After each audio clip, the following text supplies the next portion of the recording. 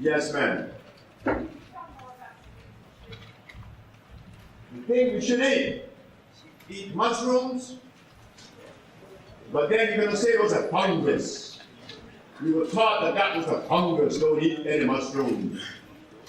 But there are some powerful mushrooms in the world that grows in this country of Africa, the continent of Africa, that the people that live in the country of Zambia, not Zambia, South Africa. What's the name of the country in South Africa?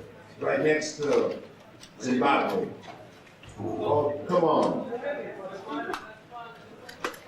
Swaziland. That's the country. These people were the only people that were unconquered in that region, and they could tell what the British was going to do because they ate these mushrooms, and they could see. But you call them fungus. I gave those mushrooms to a sister in D.C. Her name is Queen Alexander. She had a tumor in her frontal lobe. The tumor came out in 4 hours on the corner of 13 and Fremont. Mushrooms come in varieties.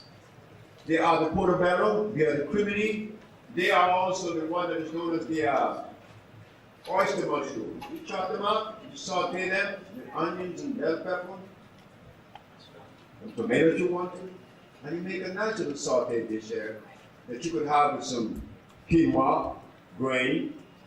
You could also buy wild rice, the natural rice, you know. I have some mushrooms in the hotel that come from Haiti. Oh, these mushrooms are powerful.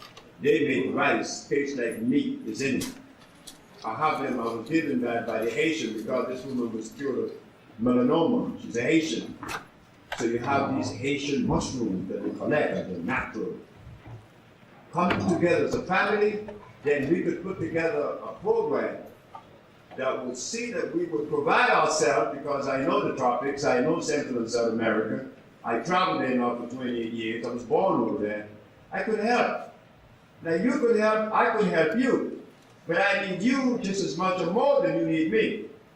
But yes, you could also bake bananas.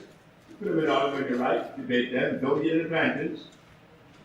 You could eat squash, zucchini squash, the other yellow squash. Apparently it's too high in starch. I remember someone came to see me from Nicaragua and Honduras. His sugar was going down from 320 to 205 and going down, and he went to town behind my back and ate some fried green plantain, and they had to rush him to the hospital. It was an emergency case.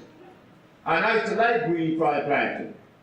I used to like boiled white plantain. The stuff is bad. It's too starchy. So I think that is it.